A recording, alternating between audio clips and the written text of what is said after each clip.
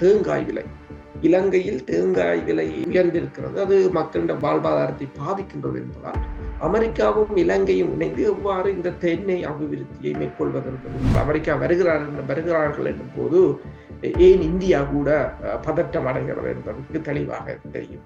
என்று சொன்னால் நீங்க உங்களுக்கு தெரியும், இப்ப இலங்கையை பொறுத்தவரையிலும் இப்போது அமெரிக்கா மிக பெரிய ஒரு காத்திரமான புலனாய்வு அமைப்பை கொண்டார். அருகம்பே தாக்குதல் தொடர்பாக அமெரிக்கா கொண்டு வந்த பிரச்சனை கூட இலங்கைக்கு அமெரிக்கா போட்ட திட்டம். அப்ப அதை இலங்கையால் உடைக்க முடியுமா என்பதுதான் இப்போது பிரச்சனை. இப்போது அனுகுமதி செல்வது என்னென்று சொன்னால், இந்தியாவின் 2 அதானி ப்ராஜெக்டும் கிட்டத்தட்ட $1 பில்லியன் பெறுமதியான ப்ராஜெக்ட். இலங்கையில கடந்த 3 மாதமாக டிப்ரேஷன் இருக்கிறதே இலங்கைக்கு ஒரு பிரச்சனையாகத்தான் இருக்கு. அதுக்கு அவர்கள் என்ன சொல்கிறார்கள் சொன்னால், IMF திட்டம் தவறாகி போய்விட்டதுதான்.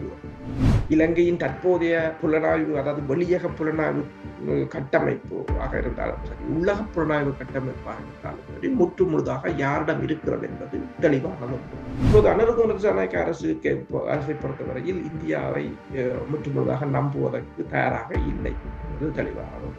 எனவே இப்போது உங்களுக்கு தெரியும், இந்த அரசு V-Care Hair and Skin Clinic AFT Activated Follicular Transplant என்ற அதிநவீன ப்ரொசீஜர் மூலம் பாதுகாப்பான ஹேர் டிரான்ஸ்பிளான்ட் செய்திட V-Careக்கு கால் பண்ணுங்க. அரசியலில் நகர்த்தப்படும் காய்கள், திரை மறைவில் நடக்கும் ரகசிய பீரங்கள், உலகத் தமிழர் அறிந்தேயாக வேண்டிய உண்மைகளை தேடி ஒரு உடறுப்பு.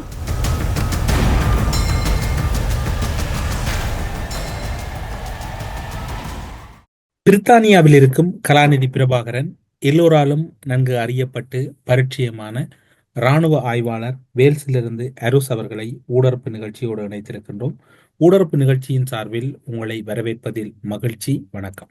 வணக்கம் தமிழரசு. ஊடறுப்பு நிகழ்ச்சிக்கு வணக்கம். இலங்கையை பொறுத்தவரையில் தொடர்ச்சியாக ராஜதந்திர ரீதியாக முதன்மை பெற்றிருக்கக்கூடிய இலங்கை இந்தியா, அமெரிக்கா மற்றும் ஐரோப்பிய நாடுகளின் பார்வையிலிருந்தும் கடந்த காலங்களில் மிகவும் நெருக்கமான பார்வைக்குள் உள்ளடக்கப்பட்டுக் கொண்டிருக்கிறது.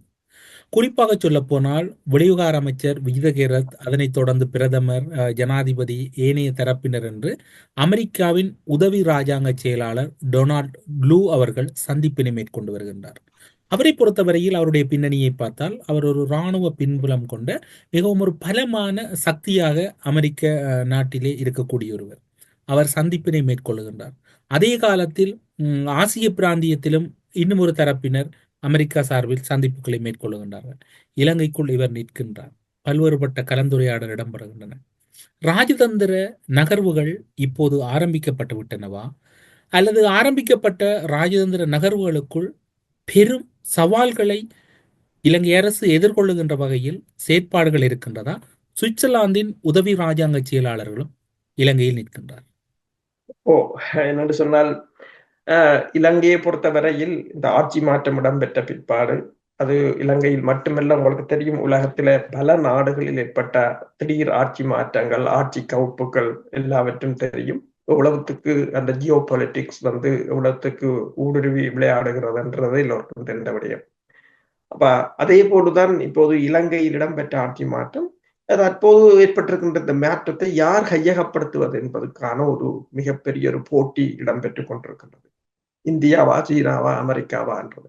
அமெரிக்கா தொடர்ச்சியாக ஏதோ ஒரு விதத்தில் இலங்கை அரசுடன் ஒரு இன்டராக்ஷன் என்று சொல்றது தொடர்பில் இருந்து கொண்டே இருக்கின்றது.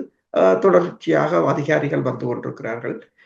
இப்ப லூவை பொறுத்தவரையில் டொனால்ட் லூ அவர் மத்திய மற்றும் தெற்கு ஆசிய பிராந்தியத்துக்கான துணை ராஜாங்க செயலாளராக இருக்கிறார். அவர் தனியா வரவில்லை. அவருடன் US8 என்ற அமைப்பின் பிரதிநிதிகளும் வந்திருக்கிறார்கள். திரைசேரி அமைப்பின் பிரதிநிதிகளும் வந்திருக்கிறார்கள். இது தங்களுக்கு கிடைக்கின்ற அத்தனை சந்தர்ப்பங்களையும் அத்தனை வளங்களையும் அமெரிக்கா எப்போதும் தவற விடுவதில்லை, பயன்படுத்துவதுதான் உண்டு. உதாரணமாக நீங்கள் பார்க்கலாம், இந்த திரைசேரி அதிகாரியும் அந்த US8 அதிகாரியும் பேசியது என்னவென்று சொன்னால், தேங்காய் விலை இலங்கையில் தேங்காய் விலை உயர்ந்திருக்கிறது. அது மக்களின் வாழ்வாதாரத்தை பாதிக்கின்றது என்பதால் அமெரிக்காவும் இலங்கையும் இணைந்து எவ்வாறு இந்த தென்னை அபிவிருத்தியை மேற்கொள்வது என்பது குறித்து கூட அதில் உரையாடப்பட்டிருக்கு. அதாவது தங்களுக்கு கிடைக்கின்ற எந்த ஒரு சிறிய சிறிய சந்தர்ப்பங்களையும் தங்களையும் அதற்குள் இணைத்து அந்த அதாவது இலங்கைக்குள் முற்று முழுதாக ஊடுருவதற்கான ஒரு பணியாகத்தான் இருக்கின்றது. உங்களுக்கு தெரியும், இப்ப சிரியாவில் இடம்பெற்ற பிரச்சனை. இப்ப சிரியா தொடர்பாக பேசும்போது ஒருவர் கூறினார், அதாவது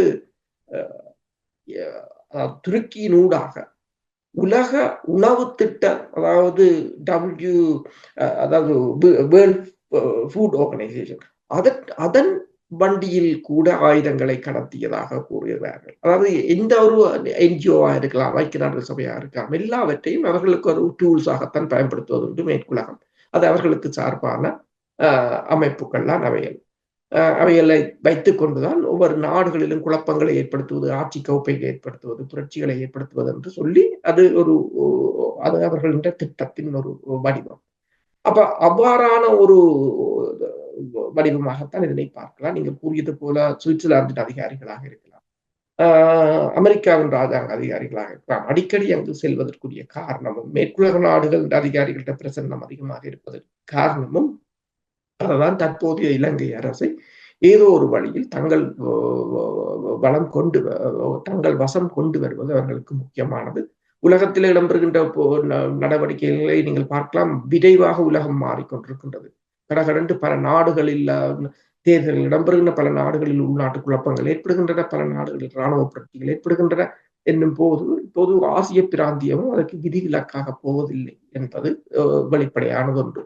முதலாவது, அதாவது பனிப்போர் காலத்தை நீங்கள் பார்க்கலாம். அப்போது ரஷ்யாவுக்கு எதிரான ஒரு தீவிர போக்கு இருந்தபடியால் அந்த போர் மேகம் அந்த திசையாகத்தான் இருந்தது, ஐரோப்பா, அங்காளி, ஆசியா. ஆனால் இப்போது அவ்வாறு இல்லை. தென் ஆசியா, அதாவது இப்போது சீனாவின் பிரசன்னத்தின் ஒரு வெளிப்பாடுதான் இப்போது தென்னாசிய பிராந்தியம் மிக பாரிய ஒரு நெருக்கடியை சந்தித்து நிற்கின்றது.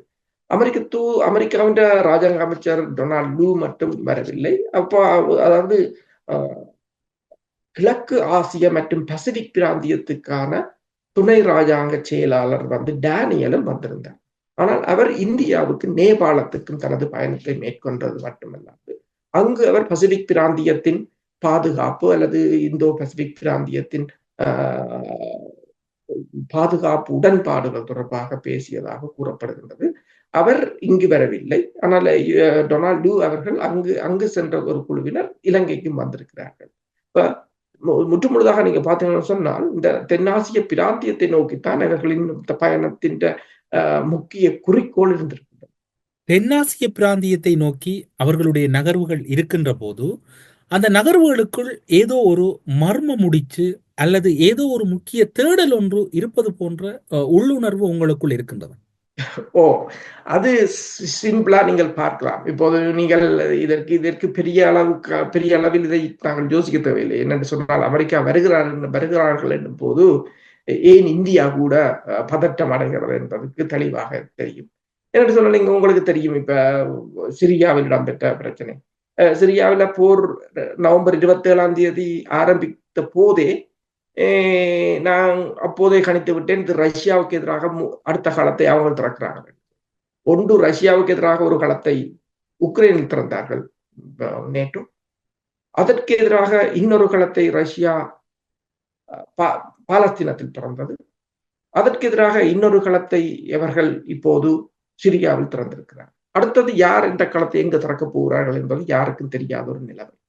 எனவேதான் டொனால்ட் ட்ரம்ப் அவர்கள் பிரான்ஸ் என்ற போது கூட ஜோர்ஜியாவின் அதிபரும் செலன்ஸ்கியும் சந்தித்தார்கள். அடுத்தது ஜோர்ஜியாவான் மிகப்பெரிய ஒரு பிரச்சனையாக மாறப்போகிறது. இது இப்படி இந்த சைக்கிள் மாறிக்கொண்டிருக்கிறது என்னும் போது உங்களுக்கு ஒன்று தெரியும், அமெரிக்கா எதை செய்கிறது என்று சொல்லி. உதாரணமாக அமெரிக்காவால் பயங்கரவாதி என்று கூறப்பட்ட ஒருவர் தான் இப்போது அந்த விடுதலை அமைப்பை நடத்தியதாக அமெரிக்க ஊடகங்களோ மேற்குலக ஊடகங்களோ தெரிவிக்கின்றன. 10 வருடத்துக்கு முன்னர் பயங்கரவாதியாக இருந்தவர் தற்போது ஒரு விடுதலை போராளியாக அமெரிக்காவால் சித்தரிக்கப்படுகின்றது. அவ்வளவுதான் இந்த இவர்களின் ஜனநாயகம்.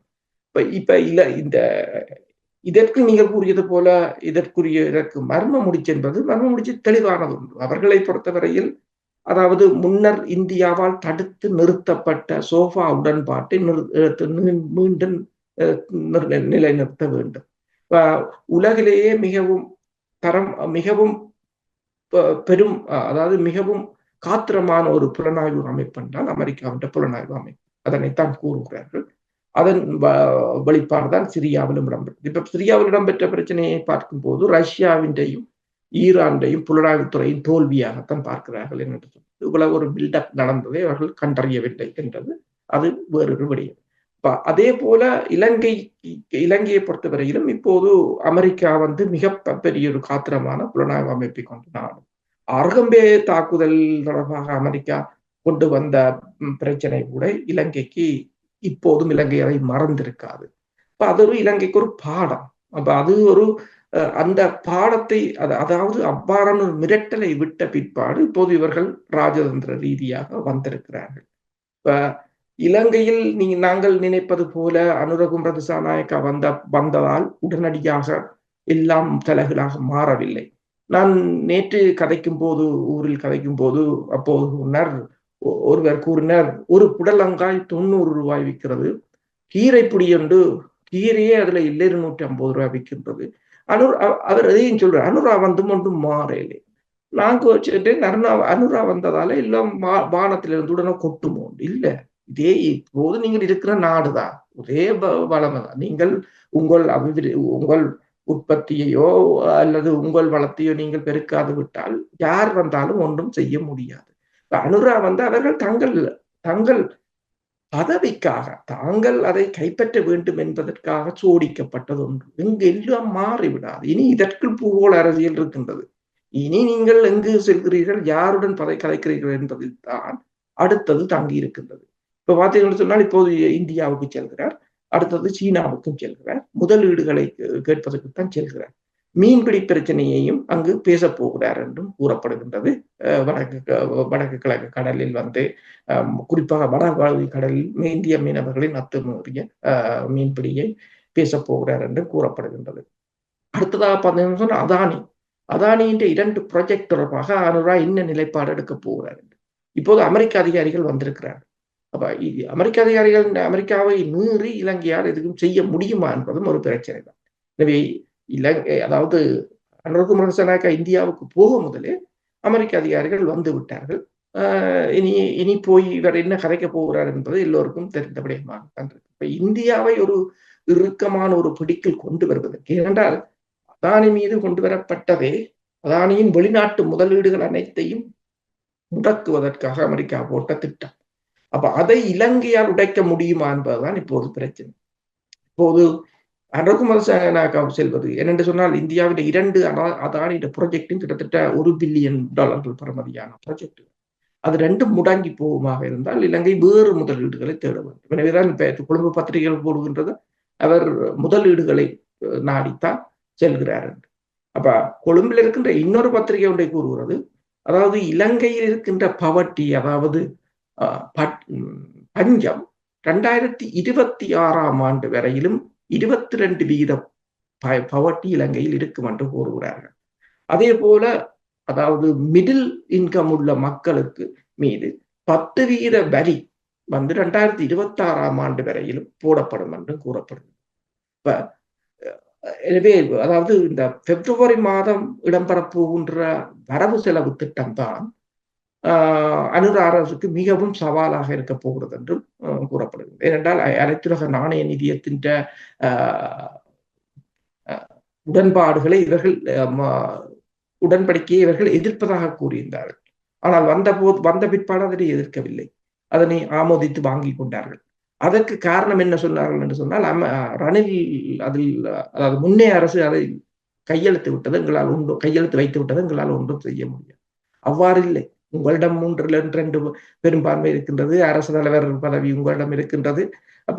ஆனால் இது என்னென்றால் தாங்கள் தப்பி பிழைப்பதற்கு. ஆனால் IMF திட்டம் சரி வந்ததா என்றால் அதுவும் இல்லை.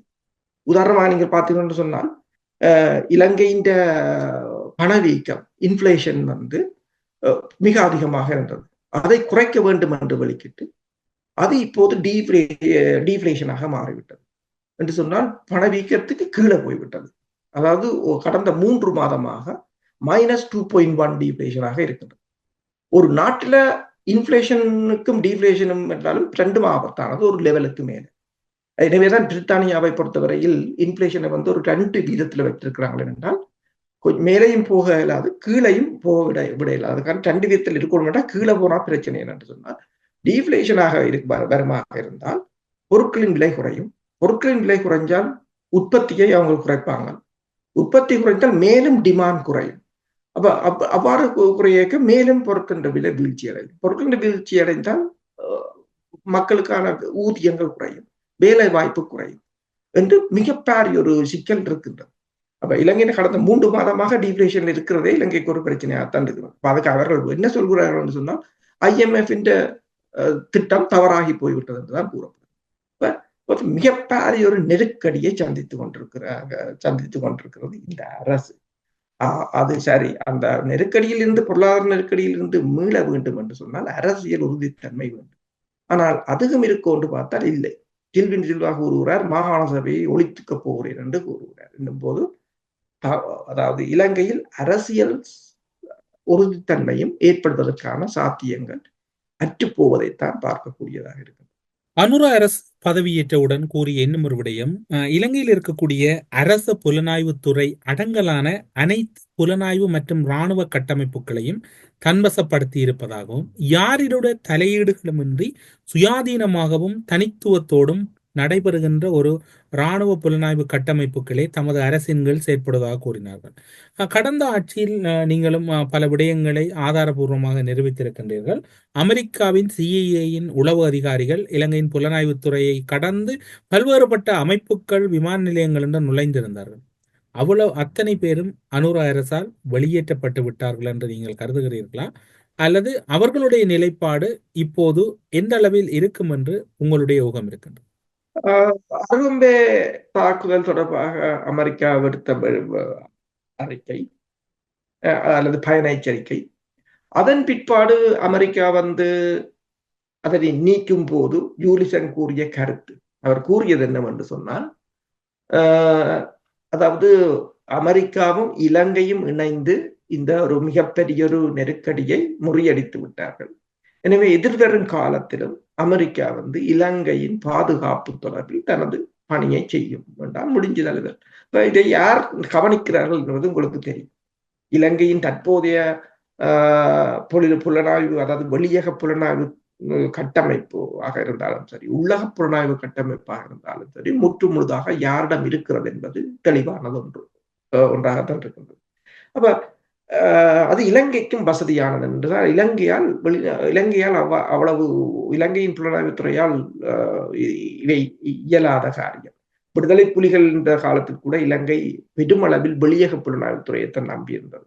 ஆயுத கப்பல்களை கண்டறிவதாக இருந்தாலும் சரி, அல்லது விடுதலை புலிகளின் நடமாட்டங்களை கண்டறிந்து முடக்குவதாக இருந்தாலும் சரி, உள்நாட்டிலும் வெளிநாட்டிலும் அவர்கள் உள்நாட்டில் உள்ளவற்றை இந்தியாவின் புலனாய்வுத்துறையின் உதவியுடன் அவதானித்தார்கள். வெளிநாட்டை அமெரிக்காவுடன் இணைந்துதான் மேற்கொண்டார்கள். இப்ப இலங்கையின் புலனாய்வுத்துறை இலங்கையை பொறுத்தவரையில் மிகவும் தரம் வாய்ந்ததாக இல்லை. இப்ப இவர்கள் யாராவது ஒரு வெளிநாட்டில் தங்கியிருக்க வேண்டும். முதலில் இந்தியாவில் தான் தங்கியிருந்தார்கள். இப்போது அனுரகுமாரதிசாநாயக்க அரசை பொறுத்தவரையில் இந்தியாவை முற்றுமுழுதாக நம்புவதற்கு தயாராக இல்லை என்பது தெளிவானது உண்டு. எனவே இப்போது உங்களுக்கு தெரியும், இந்த அரசு யாரில் டிபெண்ட் பண்ணி இருக்க போகிறது என்பது தெளிவானது ஒன்று. இப்ப அமெரிக்க அதிகாரிகளின் அடிக்கடியான வரவுகள், அமெரிக்காவின் உளவு விமானங்களின் வழங்கல்கள், தொடர்ச்சியாக கப்பல்களை வழங்குவது, கப்பல்கள் செல்வது என்று எல்லாவற்றையும் நீங்கள் பார்த்தால் இதன் தாற்பயம் விளங்கும். நீங்கள் முன்னர் குறிப்பிட்டீர்கள், இந்தியாவை பொறுத்தவரையில் இப்போது அமெரிக்காவினுடைய நகர்வு என்பது ஒரு பதற்றமான ஒரு சூழ்நிலையே தோற்றுவிக்கும் என்று.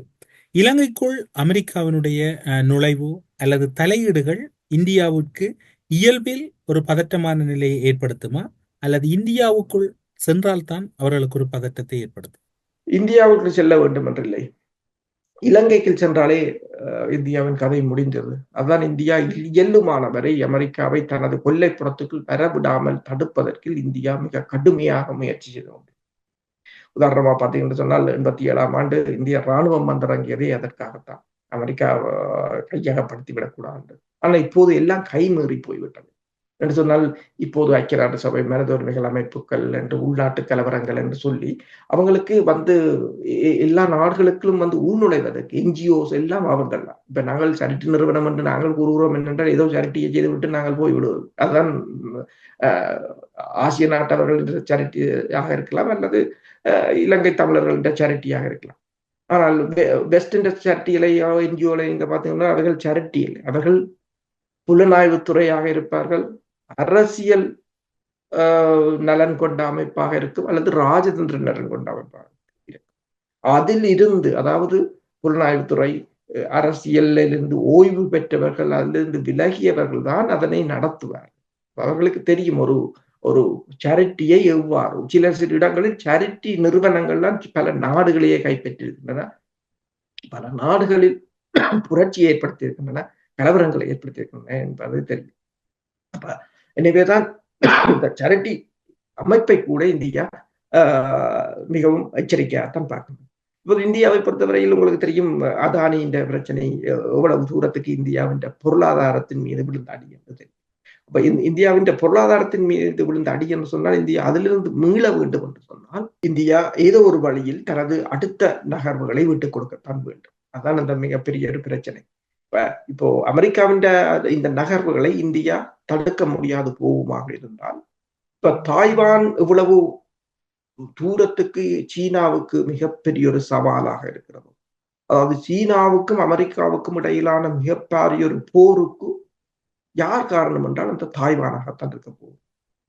அப்ப அதே போன்று தாய்வானை போன்று இலங்கை இந்தியாவுக்கும் அமெரிக்காவுக்கும் இடையிலான ஒரு மிகப்பெரிய ஒரு ஆடுகளமாக மாறும். நாளைக்கு இலங்கை முற்று முழுதாக அமெரிக்காவின் கைக்குள் செல்லுமாக இருந்தால் பிறகு இந்தியாவால் எதுவும் செய்ய முடியாது. இப்ப தாய்வானை சீனா எதுவும் செய்ய முடியாது என்ற இதுவும் இத்தரைக்கும் நீங்கள் பார்க்கலாம், தாய்வான் சீனா என்ற ஒரு மாநிலம், அது ஐக்கிய நாடு சபையிலே அது இருக்குது.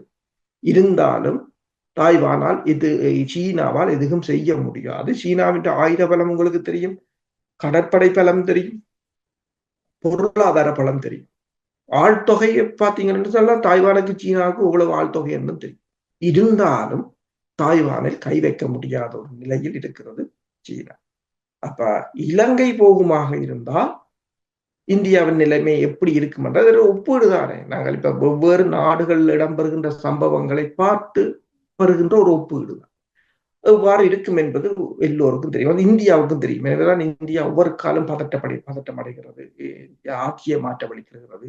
இலங்கையில் பல தடவைகள் ஆட்சி மாற்றத்தில் இந்தியாவின் பங்கு முதன்மையானது, அதை நாங்கள் மறக்க முடியாது. அப்ப இப்போது டொனால்ட் லூவின் வருகையாக இருக்கலாம், யூலிசங் இந்த நடவடிக்கைகளாக இருக்கலாம். யூலிசங்கை பொறுத்தவரையில் அவர் மிக சர்வசாதாரணமாக ஒரு ஆட்சியை தூக்கி எறிந்தவர், அது எல்லோருக்கும் தெரிந்தபடி. அப்ப இவ்வாறான நிலைமை இப்ப இந்தியாவுக்கு உண்மையில் இது பாதுகாப்பானது அல்ல, இந்தியாவுக்கும் அது தெரியும்.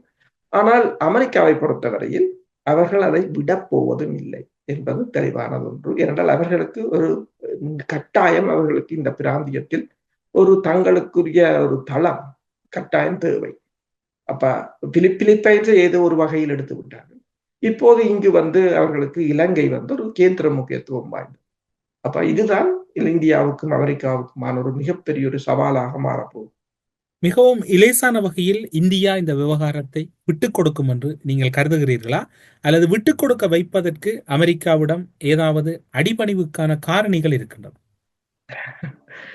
இப்ப உங்களுக்கு தெரியும், அவங்க எந்த ஒரு தங்களுக்கு கிடைக்கிற சந்தர்ப்பத்தையும் பயன்படுத்திக் கொள்ளும். அது மேற்குலகத்தின், அதாவது ஒருத்தனை எதிரி என்று கட்டம் கட்டி விட்டால் எந்த கிடைக்கிற சந்தர்ப்பத்தில் அவனை அழிக்கிறது தான் அவன் தொழில். அது ஐக்கிய நாடுகள் சபைகளாலும் வருவான், மனித உரிமைகள் அமைப்புகளாலும் வருவான், என்ஜிஓக்களாலும் வருவான், வேர்ல்ட் பேங்குகளாலும் வருவான். உதாரணமா நீங்க பாருங்கள், லெபனானை சீரழிக்கணும் என்பது இஸ்ரேலின் திட்டம். லெபனான் எதிரி. உடக்கப்பல் அதாவது அமோனியம் நைட்ரேட் உடம் தொன் கணக்கில் இருந்தால் அது வெட்டிச்சால் எத்தனையோ 1000 தொன் TNT வெடி மருந்துக்கு ஈக்குவலாகும். அந்த உடக்கப்பலை அந்த துறைமுகத்துக்கு கொண்டு சென்று நினைக்கிறேன் 2020ஆம் ஆண்டு உரக்கப்பலை உரம் இறக்குவது போல் கொண்டு சென்று அதனை வெடிக்க வைத்தார்கள். வெட்டிக்க வைத்து அதில் இறந்தவர்களும் பெரும் சேதம், பொருளாதாரத்தால் லெபனான் கீழே விழுந்தது. இப்ப தங்களுக்கு அது ஒரு உரக்கப்பலாக இருக்கலாம், விவசாயமாக இருக்கலாம். நான் இப்ப கூறினேன், அனுரகுமார திசாநாயக்காவுடன் இணைந்து, அதாவது இலங்கையும் அமெரிக்காவும் தேங்காய் விலை ஏறிட்டு, அமெரிக்கா தேங்காய் விலை ஏறிட்டு என்று இலங்கையில USD வந்திருக்கிறது என்றால் நீங்கள் யோசிச்சு பாருங்க. இப்படி எவ்வளவு தூரத்துக்கு அவங்க இயங்குகிறார்கள். அதான் இந்த அவர்களை பொறுத்தவரை அதான் இந்த ஸ்ட்ராட்டஜி என்ற, இங்க நீங்க பாத்தீங்கன்னா சதாம் ஹவுஸ் இருக்கிறது, விட்டுமளவான ஸ்ட்ராட்டஜிக்கு, அதாவது வியூகங்களை அமைக்கிற டிபார்ட்மெண்ட்டுகளாக இருக்கலாம், பொலிட்டிக்கல் சயின்ஸ் டிபார்ட்மெண்ட்டுகளாக இருக்கலாம், விட்டுமளவான பிரைன் ஸ்ட்ரோம் அவங்கள்ட்ட இருக்கு, எல்லாத்தையும் பயன்படுத்துவாங்க எல்லா வழியிலும். அதுதான் அவங்களோட பியூட்டி. அப்ப இந்தியாவை அவர்கள் பணிய வைப்பது என்பது மிக சுலபமானது. உங்களுக்கு தெரியும், முதலாவது அடி, அதாவது 2023 பிப்ரவரி மாதம் அதானி மீது கொண்டு வரப்பட்ட ஹைடன்பர்க் அறிக்கையுடன் அதானி அமெரிக்காவின் காலில் விழுந்துதான் கொழும்பு துறைமுகத்தை எழுதினார். இப்போது 2வது அடி விழுந்திருக்கிறது. அதாவது இந்திய ஊடகம் ஒன்றை கூறுகிறது, முதலாவது அடியிலிருந்து அதானி மீள்வதற்கு முன்னர் விழுந்த 2வது அடி.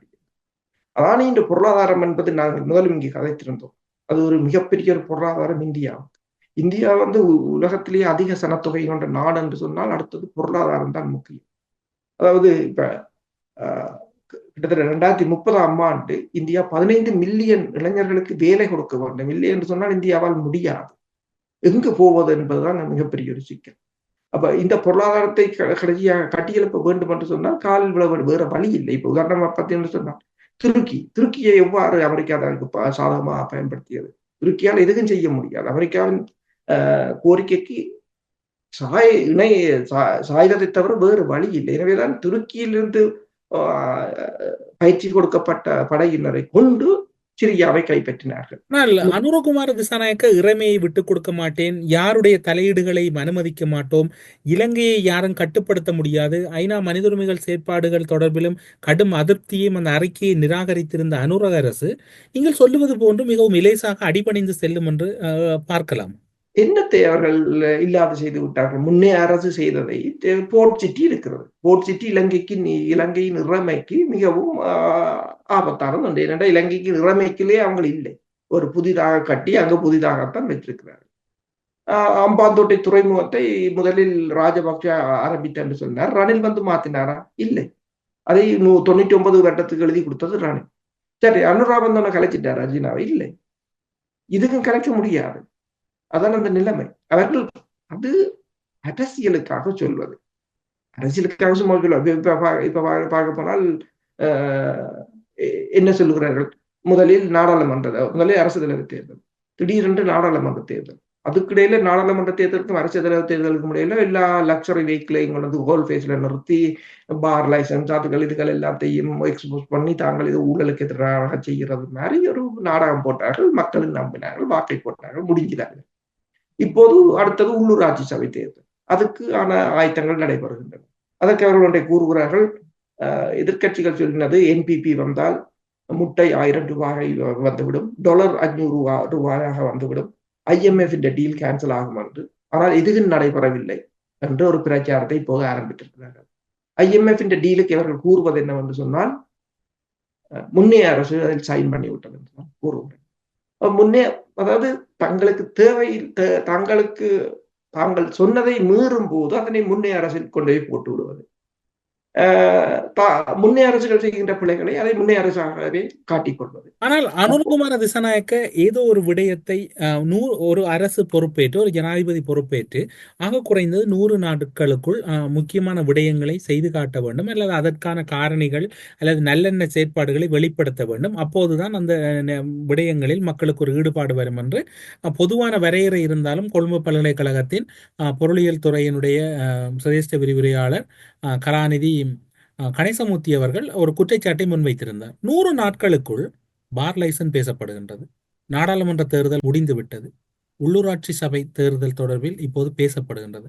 அப்படியாயின் அந்த ஏதோ ஒரு விடயத்தை அனுர மறைப்பது போன்றும் அல்லது ஏதோ ஒரு பதற்றத்தில் அனுர அரசியல் செய்வது போன்றும் உங்களுக்கு ஏதாவது தோன்றுகின்றதா? என்று சொன்னால், வந்து பார்த்தா பிறகுதான். உதாரணமாக நீங்க பார்த்தீங்கன்னா பிரித்தானியா அரசு, பிரித்தானியாவின் லேபர் கட்சி வந்து கன்சர்வேட்டிவ் கட்சியை தோற்கடிச்சு வெற்றி ஈட்டி வந்தது. நான் அதை செய்வேன் இதை செய்வேன் வந்து விட்டு சொன்னாங்கள் 20 பில்லியன் பிளாக் கோல் உண்டு. அதாவது 20 பில்லியன் டாலர்களை திரசேரியில காசே இல்லையா, திரசேரியில காசு இல்லாட்டி வந்தவராலும் ஒன்று செய்யும். இப்ப 2 மில்லியன் மக்கள் வாக்கு கையெழுத்து வைத்து கொடுத்திருக்கிறார்கள். ஸ்டாமர் பதவி விலக வேண்டும், புதுசாக தேர்தல் அறிவிக்கப்பட வேண்டும். இப்ப 6 மாதம் கூடிய ஆகையில் அதே போலதான் இவர்கள் வந்தார்கள். இங்க வந்து பார்த்தால்தான் இருக்கிற நிலைமை அவர்களுக்கு விளங்கும் என்று சொன்னால், இதுவரை காலமும் அவர்கள் ஆட்சி அதிகாரத்தில் இருக்கவில்லை. புதிதாக வந்தவர்கள், புதிதாக வந்தால் புதிதாக நீங்கள் வந்துட்டீர்கள் என்றதுக்காக வானத்தில் இருந்து ஒன்றும் கொட்டாது. அங்க என்ன இருக்கோ அதை வச்சுதான் நீங்க செய்யலாம். இல்லை என்று சொன்னால் அவங்கள மாதிரிதான் வெளிநாடுகளுக்கு பிச்சை பாத்திரத்தை கொண்டு ஓடும். அதே நிலைமையத்தான் இருக்குது. நீங்கள் கேட்டது போலதான் 100 நாட்களுக்கு செய்வதற்கு அங்கு எதுவும் இல்லை. அதுதான் அந்த முதலாவது பிரச்சனை. அப்ப இல்லை என்றால் என்னத்தை செய்வது? நாங்கள் மற்றவன் பிரச்சனையை பூதாகரமாக்கி விடுறது.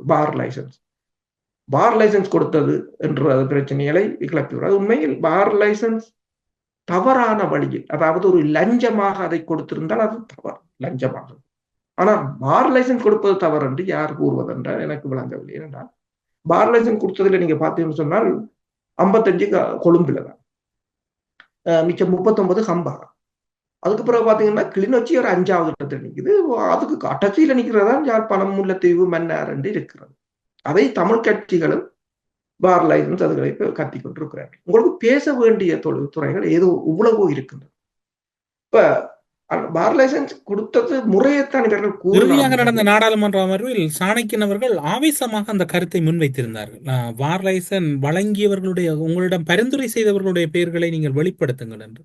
இன்று தமிழ் மக்களுடைய மிகவும் ஒரு முக்கியமான விடயமாக பார் லைசன்ஸ் காணப்படுகிறதாக நீங்கள் கருதுகிறீர்கள்? பார் லைசன்ஸ் கொடுத்தது முறை தவறாக இருக்கலாம். சில வேளை இன்ஃபுளுன்ஸ்க்காக கொடுத்தால் அது தவறு. ஆனால் பார் லைசன்ஸ் கொடுப்பது தவறு என்று சொன்னால் பார் ஓபன் பண்ணுவது தவறு. நீங்கள் லைசன்ஸ் கொடுக்கிறவரையே ஓபன் பண்ணுங்க.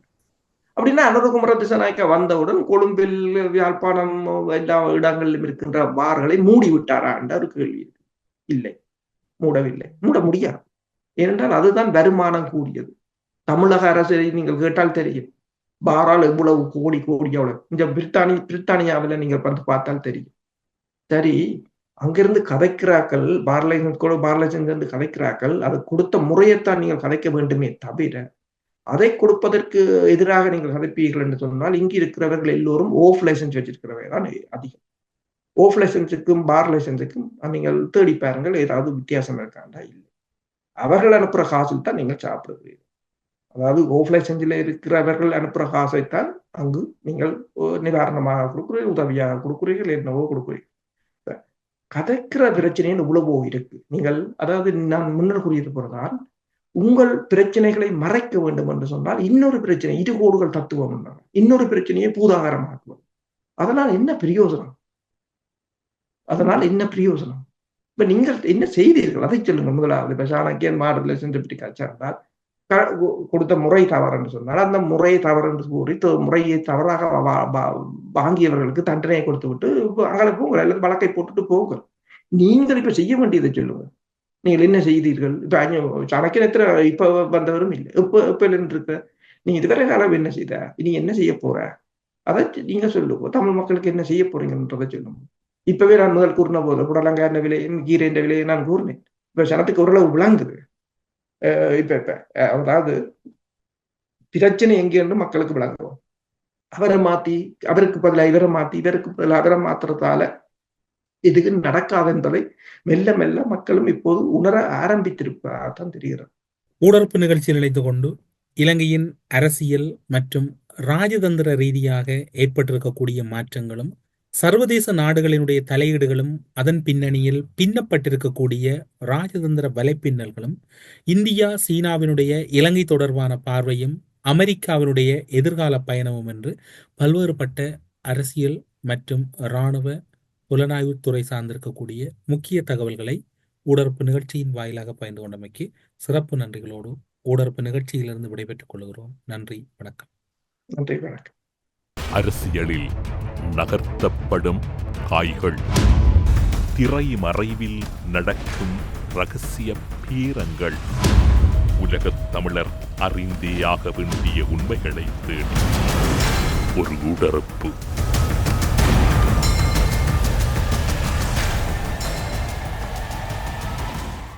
V-Care Hair and Skin Clinic AFT Activated Follicular Transplant என்ற அதிநவீன ப்ரொசீஜர் மூலம் பாதுகாப்பான ஹேர் டிரான்ஸ்பிளான்ட் செய்திட V-Careக்கு கால் பண்ணுங்க.